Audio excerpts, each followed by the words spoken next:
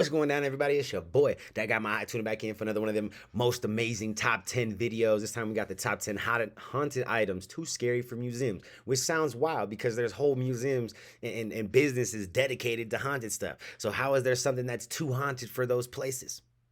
It's wild. We got to hear. But anyways, before we jump into that, man, we got to give a big shout out to all the members of the channel who do what they do. We officially got 20 members, man, full time. I appreciate you guys. And we got to give you a big shout out by name. Gary Willis, My Hood Life, Nugget, Liz, Amy Jane Doe, Lynn, Mad Creeker, Driver Thoughts, Lynn Willow, Misty Summers, Mama Dukes, Taylor, Aaron, Casey Girl, Token Tug, Nicole, Ryan Parks, Carrie, Creatively Insane, and Nick Fisher.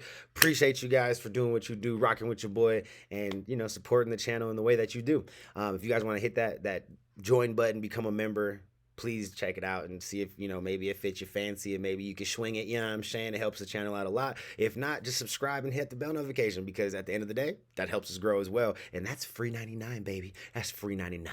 So I appreciate you just hitting that subscribe button, hitting that bell notification. And let's get into this. All right, man, let's go ahead and hit that full screen. Like I said, we got top 10 haunted items too scary for museums. Let's go. Statues to paintings, all the way to a ghost car. Here are the top 10 haunted items too scary for museums. Starting off in our number 10 spot, we have the statue. This statue, or bust, is said to have been made by a man named William, who enjoyed making these sorts of things out of clay. Unfortunately, however, legend goes that this specific statue was made on the same day that William was crushed to death during a tragic work accident. A co-worker of his who showed up to... That sounds like the, there's a big ass, if you've ever been to the Denver International Airport, there's this big ass blue Bronco, like a big ass horse, just statue that's just posted up as you enter and leave the airport. And the artist, the story goes, like, I've never looked into it. I don't know 100% if it's actual factual, but the story goes that in the process of trying to complete the statue, before he even got to see the statue completed, like head on top of the body, he was crushed by the head of the Bronco, actually, and passed away. So yeah, that shit's wild, bro. Like, hey, man, some of these statues, they be like, you be like building them and like all of a sudden they got souls or some shit, man. The following day found that this statue was still there, so he took it home with him. For a while, he kept the statue hidden, but when he took it out to display it, things started to go awry. It started with just a heavy and uninviting feeling, but soon things escalated. He began to hear doors slamming on their own, only to go and find them wide open. If anything was placed next to the statue, the next time he would find it completely shattered, and at one point he found the statue in a position that he never placed it in. He finally had the last straw when he saw a dark, shadowy figure, or a sort of mist, moving around near where he placed the statue. After this, he was so spooked he had a friend list the item for him on eBay because he just simply needed to get rid of it. In our number 9 spot today, we have Uluru Rock. See, that's that shit. You don't pass that on to somebody. Like, that's disrespectful. You know what I'm saying? That's rude. That's fucking rude to sit there and experience some shit like that and then be like, oh, you know what? I don't want to deal with it no more, so I'm going to make someone else deal with it. Like, just destroy the shit. You know what I'm saying? Why can't it stop with you, nigga?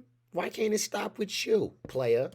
Uluru Rock is a large sandstone formation that is located in the southern part of the Northern Territory in Australia. It is sometimes known as Ayers Rock, but regardless of what it is called, this area is sacred for the people indigenous to the land. This is part of the reason that those who visit the rock are asked to not take anything from the site. Despite this, people of course still choose to smuggle pieces of the rock out of the area and home with them. Other than the bad karma and just in general feeling like a bad person for doing the one thing you're asked not to do, as it turns out, this rock may hold a more sinister secret. Those who have stolen rocks from the Uluru have experienced things like extremely bad luck, severe illness, and sometimes even the death of those they love. The curse these rocks hold is seemingly so bad that it is very common for the company that runs the tours of the formation to receive letters of apology that contain the stolen rocks. Apparently, these letters come often. At least one a day is expected. Maybe this is a weird coincidence, but it seems to be happening a little too often for that to be the explanation. In our number 8 spot today, we have the Beds. Back in 1986, couple Deborah and Alan Tolman moved into a new home with their children in Wisconsin. The following year, they bought a second-hand set of bunk beds for their kids for $100. But as it...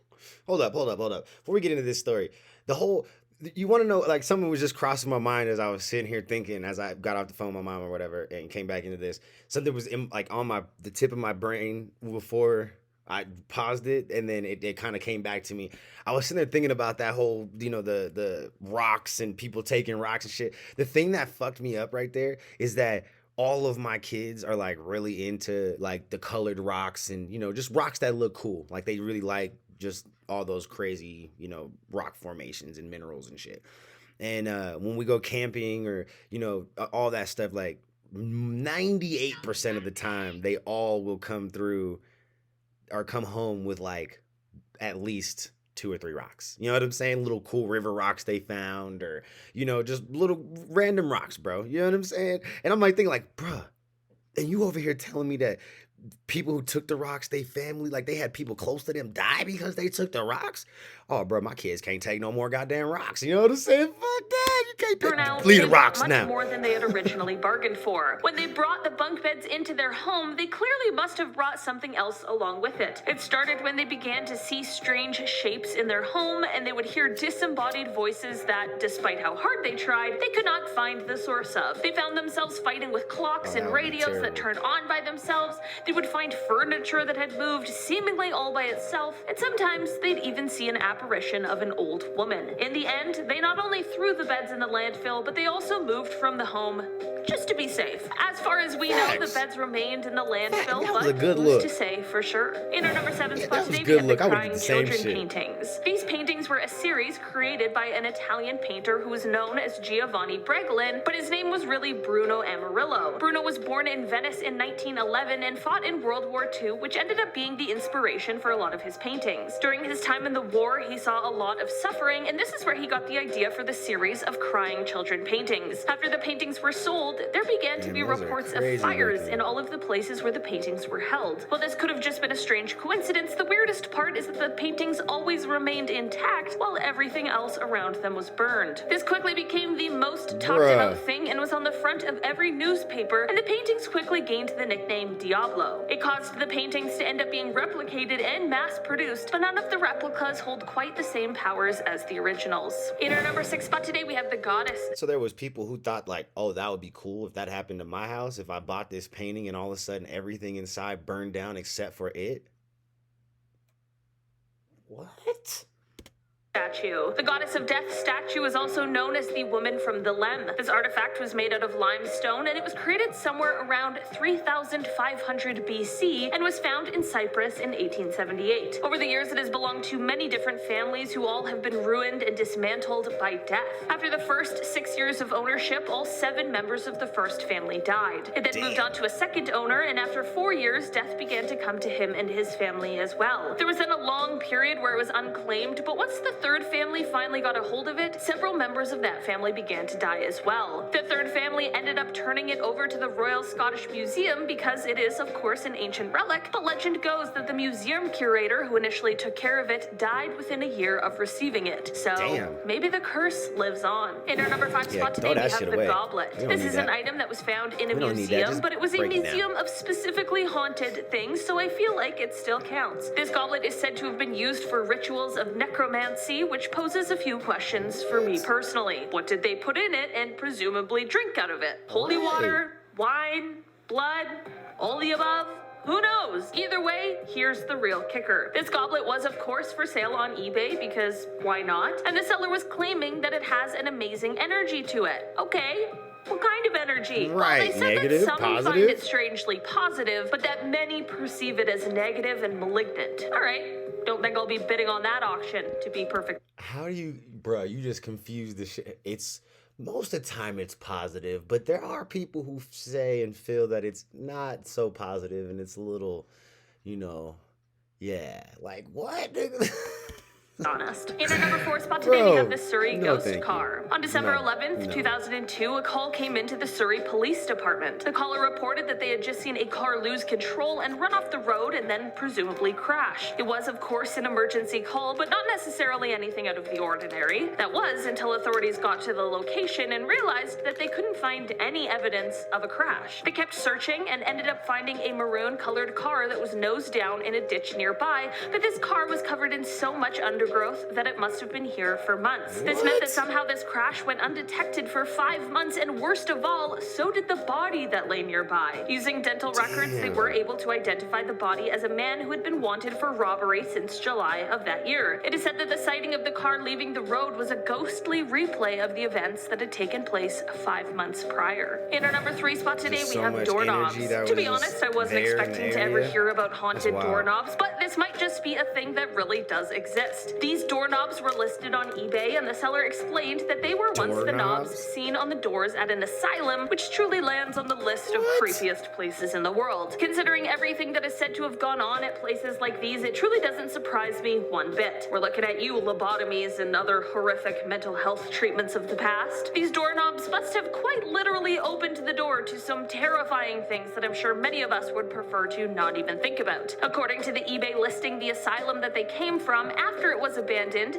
is said to have had strange whispers, occurrences, and horrifying noises coming. So someone just went in and decided, I'm gonna take the doorknobs off this bitch. Like, oh, bro. This is all to say that maybe that trip to Home Depot is better than buying antique. Just this one time. In our number 2 spot today, we have the Nightmare Doll. Haunted dolls like Annabelle and even Robert get a lot of hype, but they certainly aren't the only dolls with stories of curses and hauntings behind them. This Nightmare Doll was listed for sale on eBay, and according to the seller, the doll is possessed by a Dybbuk, which is a malicious demon or entity. The seller of the doll is actually someone who apparently specializes in selling these sort of paranormal items that no one wants anymore. The seller explained that the owner of the doll bought it at an antique shop, and while they did tell her about what the doll held, she didn't know what the word meant, so she took it anyways. Soon after purchasing it, she realized that anyone who came into contact with the doll was then plagued with terrifying nightmares and occurrences of these sort of shadow people. She only could handle this all for a couple of months before she handed the doll over for it to be sold and moved far,